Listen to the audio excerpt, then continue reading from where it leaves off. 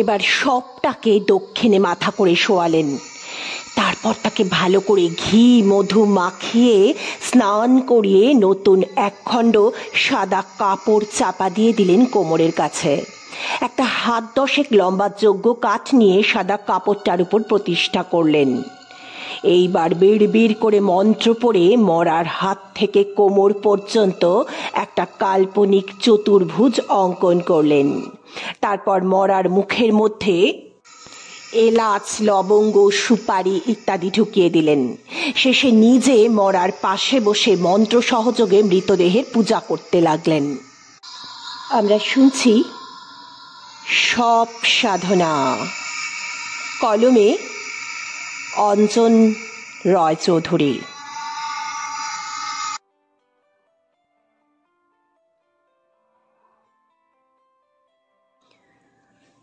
December মাসের শেষ। স্কুলগুলোতে শীতের ছুটি চলছে।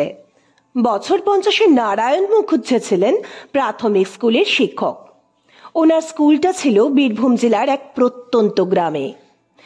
এখন স্কুল ছুটি পড়ায় তিনি কদিনের জন্য এসেছেন নিজের গ্রামের বাড়িতে। সেখানে নরহরির চায়ের দোকানে প্রতিদিন সান্ধ্যকালীন আড্ডায় তিনি নিয়মিত উপস্থিত থাকতেন। সেদিন সন্ধ্যায় হঠাৎ করে কারেন্ট চলে গেছিল। কখন আসবে কোনো ঠিক নেই। একে গ্রামের দিকে শীতের প্রকোপ একটু বেশিই পড়ে, ফলে সন্ধ্যার পরপরই চারিদিক নিশুতি হয়ে যায়। তার উপর ইনভার্টার বা জেনারেটরের তেমন চল না থাকায় কারেন্ট চলে যাওয়ার সাথে সাথেই গোটা গ্রামটা যেন অন্ধকারের মধ্যে ডুবে গেল। চারদিক শুনশান। অন্ধকার গ্রামে শুধু কুকুর আর শেয়ালের ডাক আর হাড় কাঁপানো ঠান্ডা একটা আধিভৌতিক পরিবেশ সৃষ্টি করেছে। এরই মধ্যে চায়ের দোকানের কুপির আলোয় আপাদমস্তক ঢাকা দিয়ে নারায়ণ বাবু আর গুটি কয়েক সঙ্গী চায়ের দোকানের ভেতরে তক্তপোষে চা সহযোগে আড্ডা দিচ্ছেন। রামদুলাল বলে উঠল, শুনছি নাকি গায়ে একটা সাধু এসেছেন। সবাই বলছে উনি নাকি তান্ত্রিক, অনেক শক্তির অধিকারী, মরা মানুষও বাঁচিয়ে দিতে পারেন মন্ত্র বলের জোরে। বটব্যাল বলে উঠল, ধুর, মরা আবার জ্যান্ত হয় নাকি? যত সব ঠক জোচ্চোর ভণ্ড সাধু। ওই সব বলে লোককে ভয় দেখিয়ে মাথায় কাঁঠাল ভেঙে খাবে, এইসব তোমরা বিশ্বাস করো? যত সব বুজরুকি। কথাগুলো এক নিঃশ্বাসে বলে সে হাতের কাপে একটা বড় চুমুক দিয়ে ঠক করে মাটিতে নামিয়ে রাখলো। তারপর একটা বিড়ি পকেট থেকে বের করে দুবার ফুঁ দিয়ে ধরিয়ে নিয়ে বলতে থাকলো,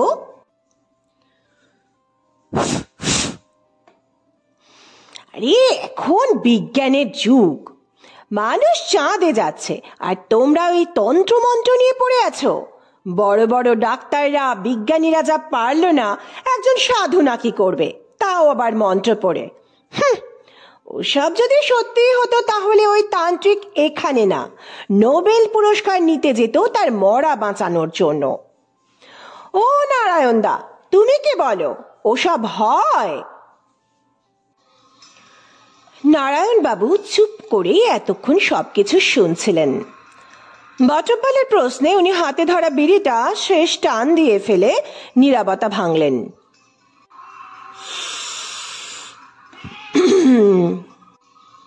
বটব্যাল, এই পৃথিবীতে কোনো কিছুই অসম্ভব নয়। আমাদের গতানুগতিক জীবনের বাইরে আরো অনেক কিছু আছে যা সম্পর্কে আমাদের কোনো ধারণাই নেই। প্রকৃতির নিয়মের ব্যতিক্রমী এই ঘটনা, যেখানে মন্ত্র বলে মরাকে একেবারে বাঁচানো না গেলেও কিছুক্ষণের জন্য জীবন্ত করা যায়, কিন্তু এর পরিণতি মারাত্মক।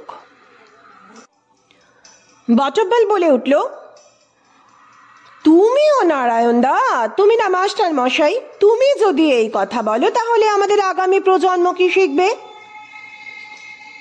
নারায়ণবাবু খুব ঠান্ডা গলায় বললেন, বলতাম না যদি নিজের চোখে না দেখতাম। সে এক ভয়ঙ্কর অভিজ্ঞতা। রামদুলাল বলে উঠল, তাহলে তো শুনতেই হচ্ছে সেই গল্প। এমন পরিবেশে এমন অভিজ্ঞতা শুনতে যেন কেমন একটা রোমাঞ্চ হচ্ছে। তোমরা কি বলো? উপস্থিত সকলেই নারায়ণবাবুর অভিজ্ঞতার কথা শুনতে উৎসাহ জানালো। বটবলে শোনার ইচ্ছা না থাকলেও আড্ডায় উপস্থিত সকলে সমর্থন করায় সে বিরোধিতা করল না। নারায়ণবাবু বললেন, শুধু মুখে তো চলবে না, আগে চায়ের অর্ডার দাও। মুখের কথা শেষ হতে না হতে রামদুলাল উঠে গিয়ে নরহরিকে কয়েক কাপ চায়ের অর্ডার দিয়ে এসে বলল, নিন নারায়ণ দাদা, এইবার শুরু করুন। নারায়ণবাবু বলতে শুরু করলেন,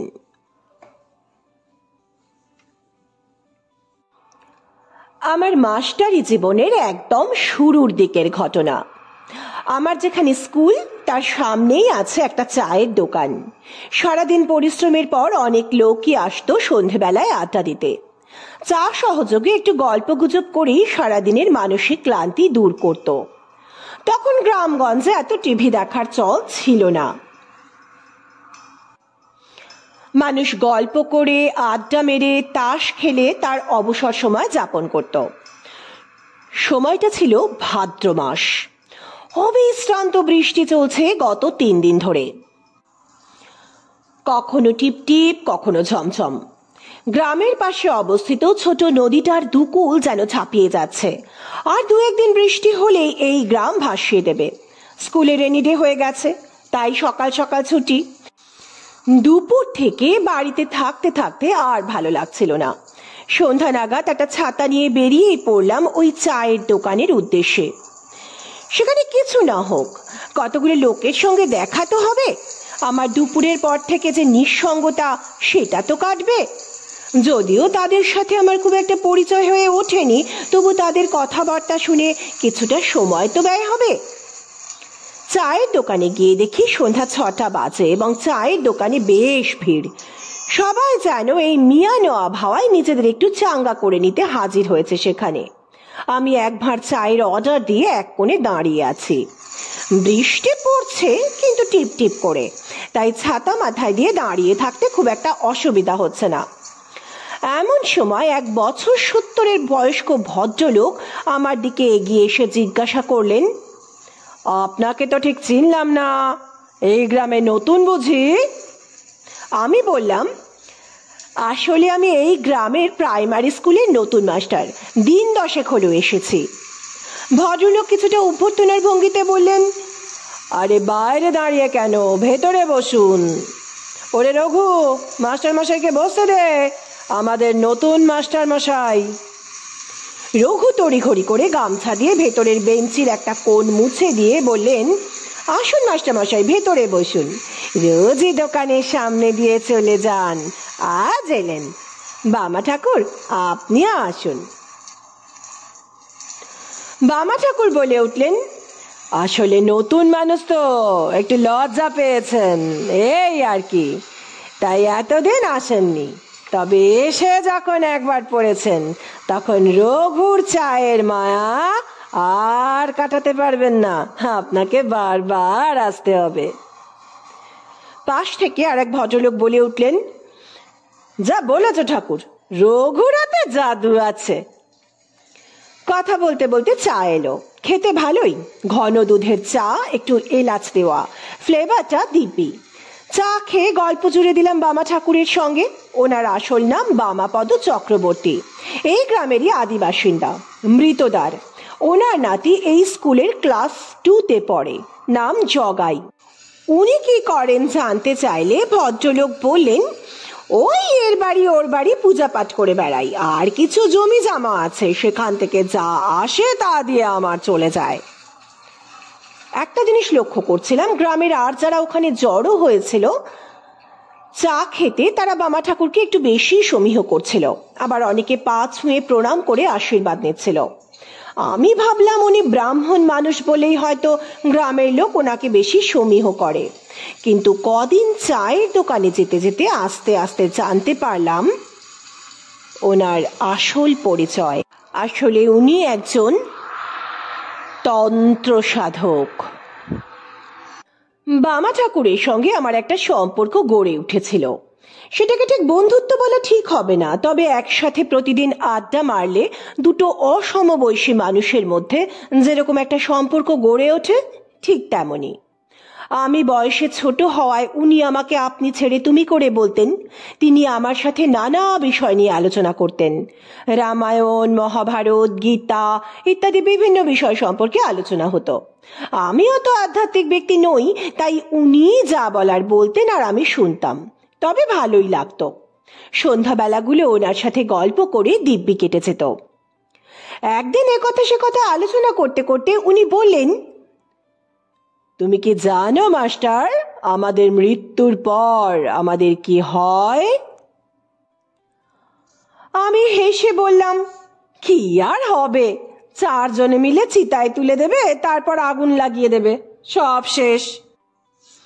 বামা ঠাকুর মুচকি হেসে উত্তর দিলেন, কিছুই শেষ হয় না মাস্টার, শুধু দেহটা যায়, বাকিটা থেকেই যায়। জিজ্ঞাসা করলাম, মানে মৃত্যুর পরও আমরা বেঁচে থাকি? উনি বলতে লাগলেন, এটা আমার কথা নয়, গীতায় ভগবান শ্রীকৃষ্ণ স্বয়ং এই কথা বলেছেন। এই আমি, তুমি, আমরা সবাই হলাম গিয়ে আত্মা। আত্মা অবিনশ্বর, তার সৃষ্টি নেই, ধ্বংস নেই। আত্মা দেহকে অবলম্বন করে তার ইচ্ছাগুলো পূরণ করে। তারপর যখন আমাদের মৃত্যু ঘটে, তখন আত্মা দেহকে পরিত্যাগ করে অন্য দেহ ধারণ করার জন্য দেহ থেকে বেরিয়ে যায়। দেহের মৃত্যু হয়, কিন্তু আত্মার মৃত্যু হয় না। আমি হাঁ করে শুনছিলাম। উনি বলে চললেন, কিন্তু আত্মা দেহ থেকে বেরিয়েই কিন্তু মুক্তি পায় না। মায়ার টানে আবদ্ধ হয়ে তার অতৃপ্ত কামনা বাসনা চরিতার্থ করতে তার ফেলে আসা দেহটাকে খুঁজে বেড়ায়।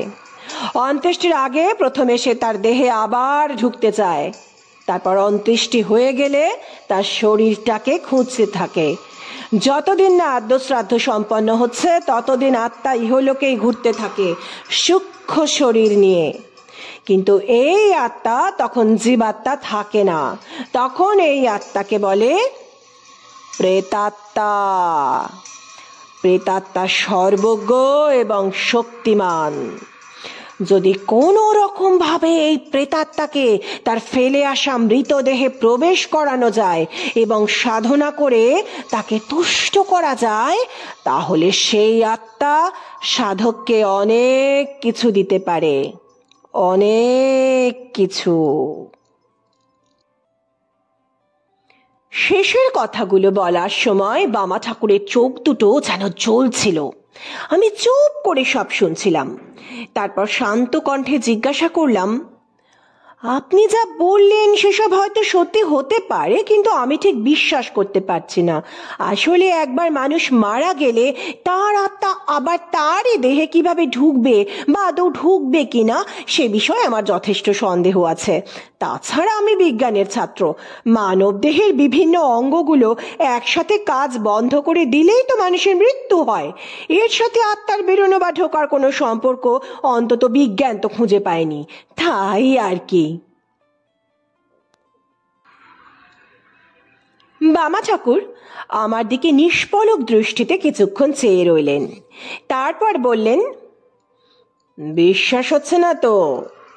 বেশ, আগামী সপ্তাহের মঙ্গলবার নদীর তীরে শ্মশানে রাত্রিবেলা চলে এসো, বিশ্বাস হয়ে যাবে। আমি বললাম, বেশ, তাই হবে। বামা ঠাকুর সেদিন সন্ধ্যার মতো বিদায় নিলেন। এরপর থেকে দিন দুয়েক ওনার সাথে আমার দেখা হয়নি। ভাবলাম ওনার গল্প বিশ্বাস করিনি বলে রাগ হয়েছে হয়তো। রঘুকে জিজ্ঞাসা করতে বলল যে দিন দুয়েক বামা ঠাকুরকে সেও দেখতে পায়নি।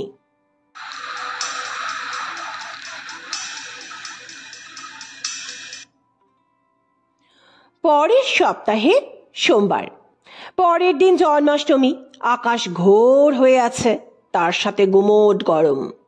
সন্ধেবেলা যথারীতি রঘুর চায়ের দোকানে গিয়ে দেখি বামা ঠাকুর হাজির। আমাকে দেখে একগাল হেসে বললেন, কি মাস্টার, কাল আসছো তো, নাকি শ্মশানে যেতে ভয় পাবে?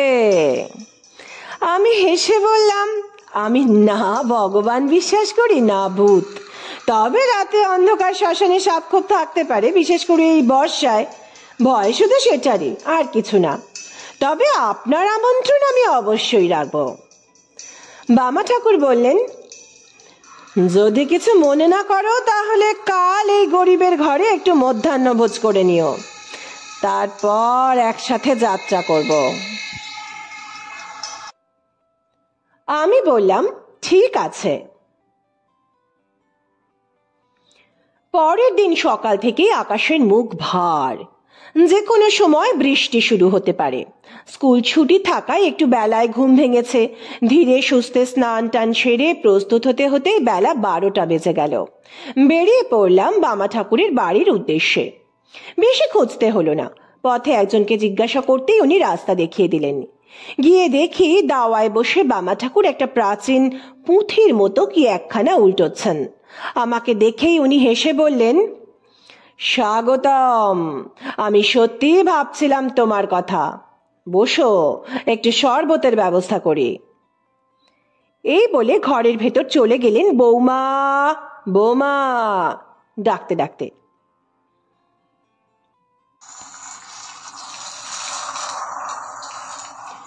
দুপুরবেলা বৃষ্টি যখন শুরু হলো তখন আমরা খেতে বসেছি।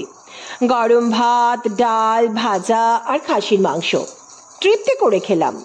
বামা ঠাকুর বললেন, আজ মঙ্গলবার, মায়ের মন্দিরে বলি হয়েছে, এ তারই মাংস, একে বলে বৈধ মাংস। খাওয়া শেষ করে বামা ঠাকুর আর আমি কিছুক্ষণ গল্প করছিলাম। বামা ঠাকুরের ঘরটা ছোট কিন্তু গোছানো। ঘরে একটা মা কালীর মূর্তি প্রতিষ্ঠা করা, তার চারদিকে নানা পূজার সামগ্রী, ঘরে মিষ্টি ধূপের গন্ধ, কেমন একটা মন্দির মন্দির পরিবেশ। ঠিক সন্ধ্যা নাগাদ আমরা দুজনে রওনা দিলাম গ্রামের শ্মশানের উদ্দেশ্যে। বামা ঠাকুর রক্তাম্বর পরিহিত, গলায় পদ্মবীজের মালা আর ঘাড়ে করে একটা লাল কাপড়ের বড় ঝোলা নিয়েছেন। জিজ্ঞাসা করতে বললেন, এতে পুজোর যাবতীয় সামগ্রী আছে। আমি একটা ছাতা আর একটা টর্চ সঙ্গে নিয়েছিলাম। শ্মশানে গিয়ে যখন পৌঁছলাম তখন টিপটিপ করে বৃষ্টি পড়ছে, কিন্তু আকাশ ঘন মেঘে আচ্ছন্ন। সেখানে পৌঁছতেই একজন কালো মোটা লোক এসে বামা ঠাকুরকে প্রণাম করে বললেন, এসে গেছেন ঠাকুর, আমি ব্যবস্থা করে রেখেছি, আজ দুপুরেই পেয়েছি। বামা ঠাকুর প্রসন্নতার হাসি হেসে বললেন, বেশ বেশ। তারপর আমাকে বললেন, ও হলো কালুডোম, এই শ্মশানে থাকে আর কিছু কিছু কাজে আমাকে সাহায্য করে। কালু আমার দিকে এক পলক দেখে চলে গেল। আমরা শ্মশানের মধ্যে একটা শুকনো জায়গা বেছে নিলাম।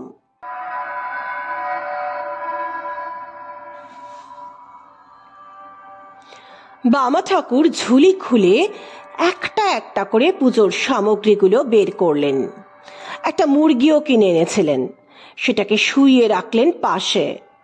তারপর সব শেষে ঝোলা থেকে বের হলো দুটো কুশের আসন, একটা পেতে ওইখানে বসে পড়লেন তিনি।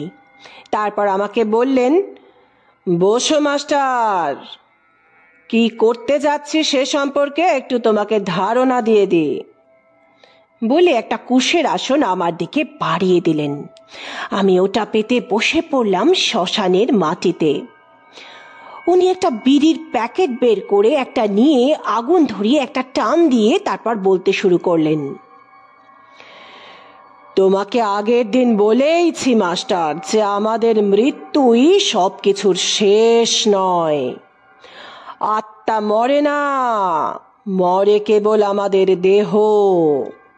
এই আত্মা সূক্ষ্ম শরীরে ঘুরে বেড়ায় তার কামনা বাসনা চরিতার্থ করতে, তখন সে প্রেতাত্মা। কিন্তু প্রেতাত্মা প্রচণ্ড শক্তিশালী এবং সর্বজ্ঞ। যদি এই প্রেতাত্মাকে তার মৃতদেহে প্রবেশ করানো যায় এবং সাধন বলে একে সন্তুষ্ট করা যায়, তাহলে সে সাধককে অনেক কিছু দিতে পারে। জ্ঞান, সিদ্ধি, ক্ষমতা, যা চাইবে তাই। আমি আজ সেই চেষ্টাই করব। এই সাধনাকে বলা হয় সব সাধনা। যে কেউ এই সাধনা করতে পারে না, শুধুমাত্র বীরাচারী তান্ত্রিক ভিন্ন, কেউ এই গুপ্ত সাধনার পদ্ধতি জানে না। আমি দীর্ঘদিন বীরাচারের সাধনা করলেও সব সাধনা মাত্র কয়েকবার করেছি। সব জায়গায় সব সময় এই সাধনা করা যায় না। শ্মশানে বা নদীর ধারে কৃষ্ণপক্ষের অষ্টমী বা চতুর্দশী যদি মঙ্গলবার পড়ে, তাহলে এই সাধনা করা যায়। আজ জন্মাষ্টমী, মঙ্গলবার, তাই এই সাধনার আয়োজন। এই সাধনায় প্রথমেই লাগে একটা লক্ষণযুক্ত মৃতদেহ। সেই মৃতদেহকে পূজা করে তার আত্মাকে আবাহন করা হয় ওই দেহে। তারপর যখন দেহে স্পন্দন জাগে, তখন তার কাছে যা কিছু অভীষ্ট তা চাওয়া হয়। কিন্তু এই সাধনা প্রচণ্ড বিপদসংকুল। আত্মা যখন দেখে যে তার মৃতদেহ সৎকার না করে সেটা নিয়ে সব সাধনা করা হচ্ছে, তখন সে মারাত্মক ক্ষিপ্ত হয়। এর ফলে সাধকের প্রাণ সংশয় ঘটতে পারে। তবে ইষ্টের কৃপা থাকলে আর সবকে সন্তুষ্ট করতে পারলে বিপদ থেকে রক্ষা পাওয়া যায় বই কি।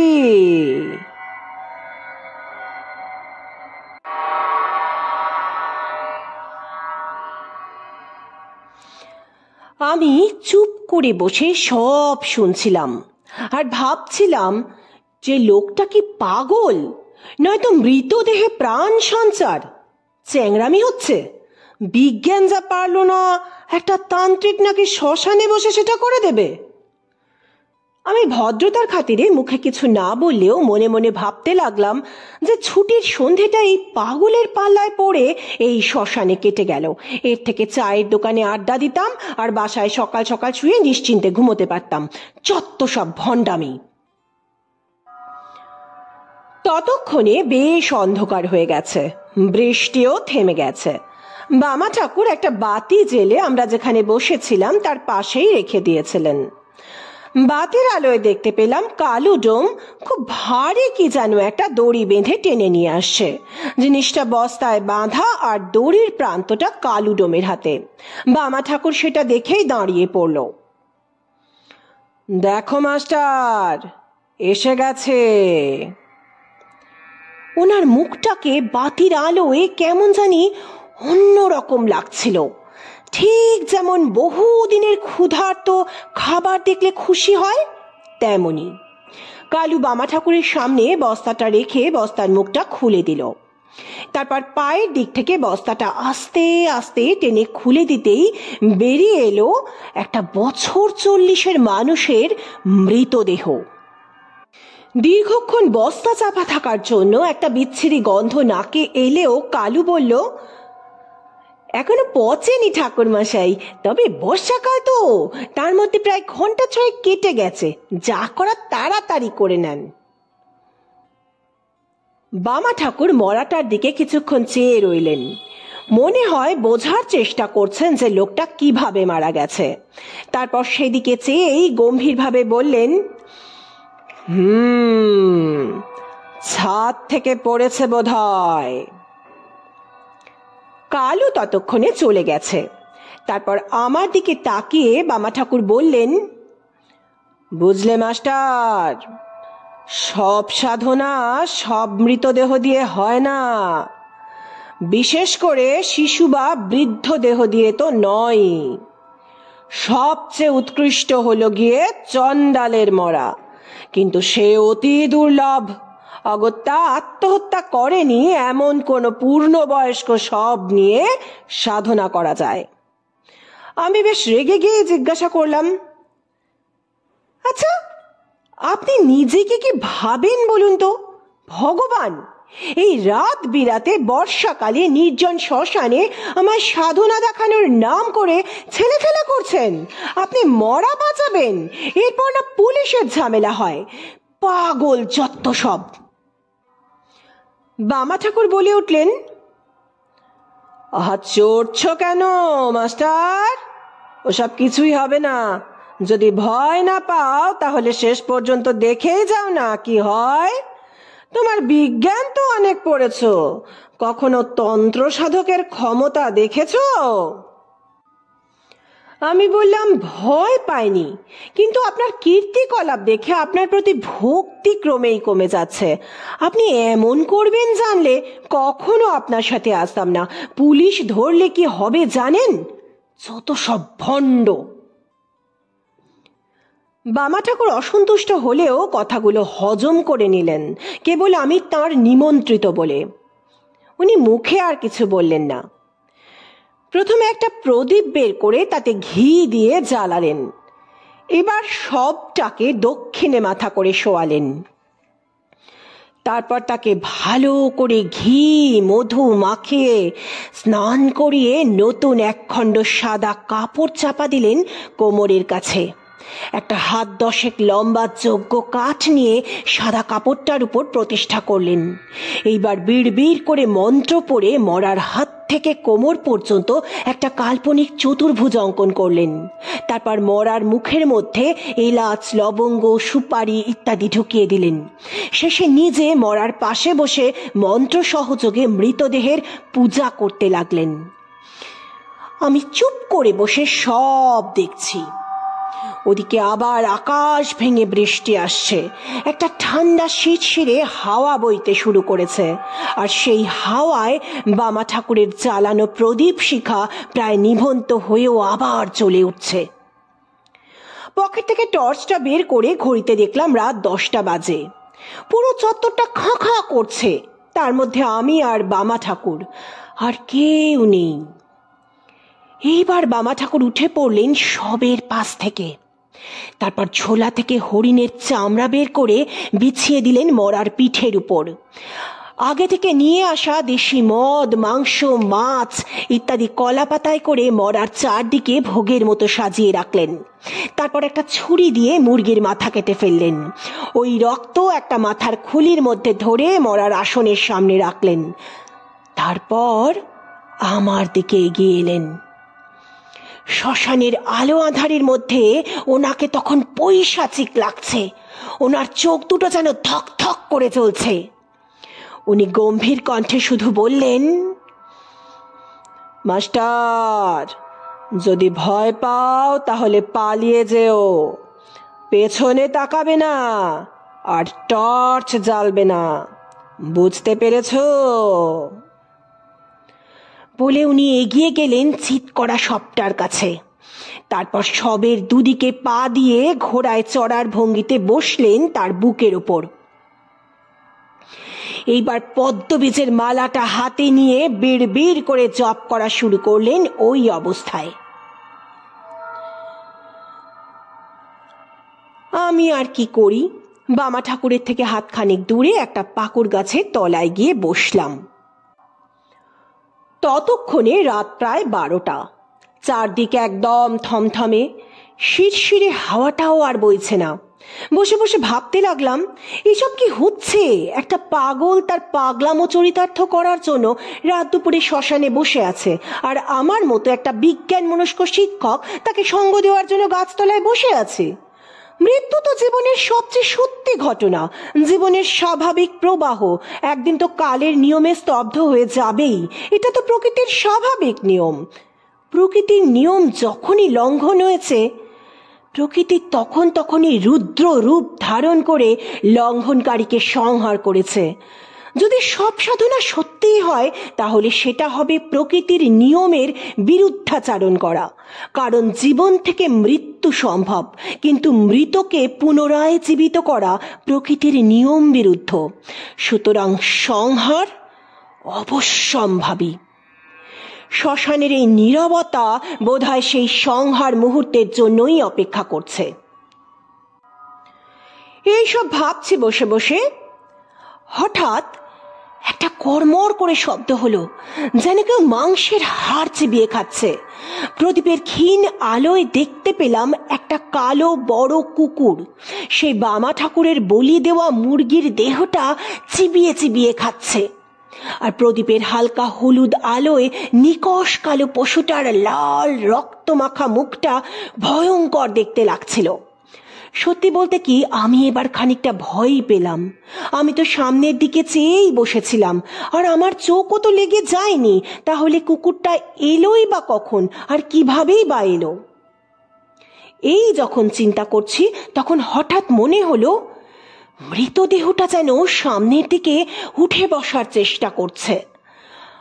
আমি টর্চটা জ্বালাবার চেষ্টা করলাম, তখনই বামা ঠাকুরের নিষেধের কথা মনে পড়ে গেল। প্রদীপের ক্ষীণ আলোতেই দেখার চেষ্টা করলাম ঠিক কী ঘটছে। দেখলাম মৃতদেহটা যেই অর্ধেকটা ওঠার চেষ্টা করছে, বামা ঠাকুর অমনি পাশে রাখা মদের বোতল থেকে খানিকটা ঢেলে দিলেন মৃতদেহের মুখে। তারপর পাশে রাখা মাংসের খানিকটা কলাপাতা থেকে তুলে দিয়ে দিলেন মৃতদেহের মুখে। অমনি মৃতদেহটা আবার শুয়ে পড়ল। আমি কুকুরটাকে দেখার চেষ্টা করলাম, কিন্তু আর দেখতে পেলাম না। আমার এইবার ঘাম দিতে শুরু করলো, সব জানি কেমন গুলিয়ে যেতে লাগলো। এও কি সম্ভব? মরা মানুষের প্রাণ! তাহলে প্রকৃতির নিয়মের বিরুদ্ধাচরণ সম্ভব? তন্ত্র কি বিজ্ঞান অপেক্ষা অধিক শক্তিশালী?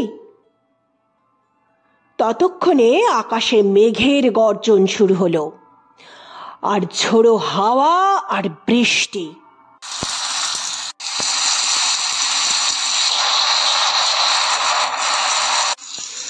আমি কোনো রকমে ছাতাটাকে চেপে ধরে রইলাম যাতে সেটা উড়ে না যায় হাওয়ার দাপটে। শ্মশানের খোলা জায়গায় এ মাথা থেকে ও মাথা সেই দমকা হাওয়া যেন তাণ্ডব করতে লাগলো। টিনের চালযুক্ত শবদাহের স্থানের টিনগুলো ঢং ঢং শব্দে ওঠানামা করতে লাগলো। বামা ঠাকুরের ঘিয়ের প্রদীপ ওই হাওয়ার দাপটে অনেকক্ষণ আগেই নিভে গিয়েছিল। হঠাৎ আমার কানে এলো একটা ধস্তাধস্তির ঝটপট শব্দ আর গোঙানির আওয়াজ, যেটা মনে হলো আমার সামনে থেকেই আসছে। কোনো রকমে ছাতাটা সামলে বামা ঠাকুরের নিষেধ উপেক্ষা করে টর্চটা জ্বালিয়ে ফেললাম সামনের দিকে। আর তারপর যা দেখলাম তাতে আমার হৃৎপিণ্ড গলায় আটকে যাওয়ার জোগাড়। দেখলাম বামা ঠাকুর চিত হয়ে মাটিতে শুয়ে হাত পা ছুঁড়ছেন। তার চোখ উল্টে গেছে, জিহবা বাইরে বেরিয়ে এসেছে, আর তার বুকের ওপর বসে তার গলা টিপে ধরে আছে সেই সব দেহ যার উপর বসে তিনি সব সাধনা করছিলেন। আমি বামা ঠাকুর বলে চিৎকার করতেই সেই মৃতদেহ ফিরে তাকালো আমার দিকে। উফ, কি বিভৎস তার চাউনি! অপলক নিষ্পন্দ ঠান্ডা দৃষ্টি, মুখময় লেগে রয়েছে বামা ঠাকুরের আহুতি দেওয়া মুরগির রক্ত। বামা ঠাকুরের গলাটা শক্ত হাতে টিপে ধরে আছে সে, যেন প্রকৃতির নিয়মের বিরোধিতা করার চরম শাস্তি দিচ্ছে তাকে। আমি ঠিক কি করব বুঝে উঠতে পারছিলাম না। একবার ভাবছিলাম দৌড়াই, তারপর ভাবলাম এই বিপদে বামা ঠাকুরকে ফেলে যাওয়াটা ঠিক হবে না। যতই হোক আমরা একসাথেই এসেছি এখানে।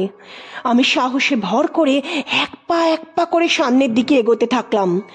তখনও মৃতদেহটা স্থির দৃষ্টিতে আমার দিকে তাকিয়ে আছে।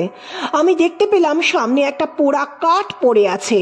সেটাকে নিচু হয়ে তুলতে যাব, এমন সময় দেখি সামনেই সাক্ষাৎ কালের মতো দাঁড়িয়ে আছে সেই মস্ত বড় কালো কুকুরটা। তার মুখে তখনও রক্ত মাখামাখি। আমার দিকে এক দৃষ্টিতে তাকিয়ে তার ভয়াল দর্শন দাঁতগুলো বের করে গোঙাচ্ছে, পারলে এক্ষুনি ঝাঁপিয়ে পড়বে আমার উপর। আমি ভয় পিছু হটতে লাগলাম, হাত পা অবশ হয়ে যেতে লাগলো।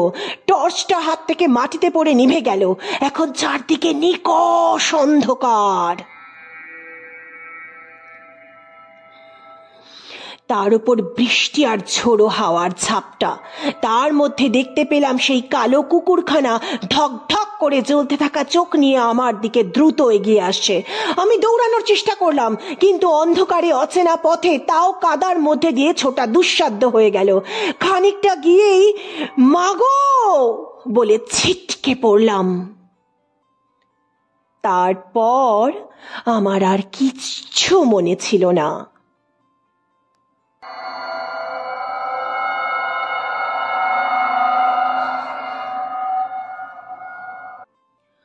পরের দিন সকালে জ্ঞান ফিরে দেখি একটা কুঁড়ে ঘরের মধ্যে শুয়ে আছি।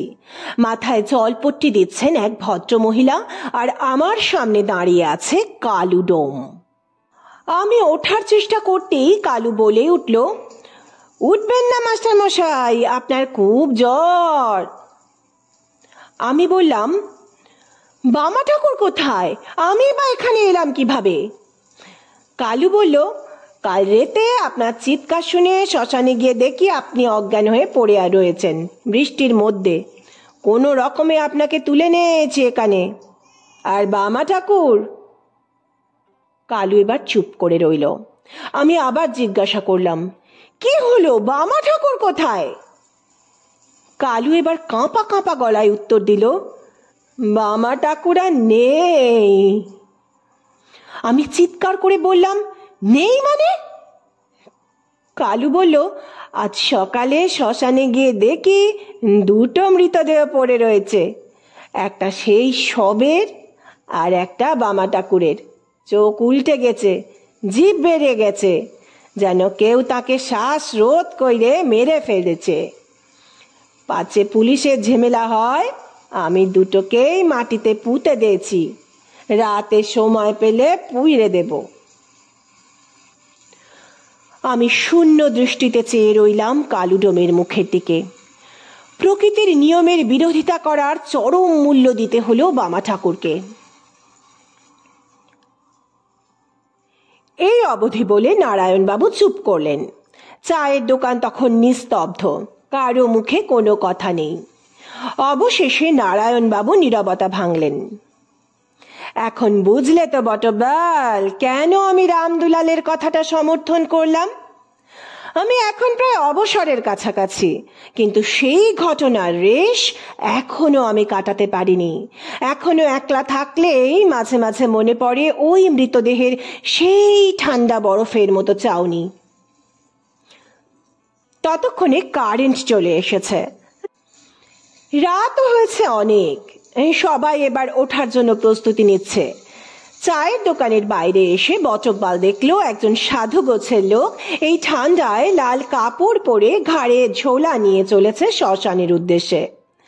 নারায়ণবাবু বটব্বালের পিছনেই ছিলেন। তিনি বললেন, কি হে, আজ তো মঙ্গলবার, যাবে নাকি একবার শ্মশানের দিকে? তোমার ধারণাও আমার মতো পাল্টে যেতে পারে।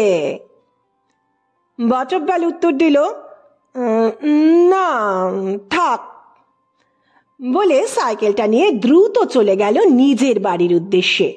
রামদুলাল আস্তে করে বলল, বটব্বাল ভয় পেয়েছে বোধহয়। উপস্থিত সকলে সমস্বরে হেসে উঠল রামদুলালের বলার ভঙ্গিতে।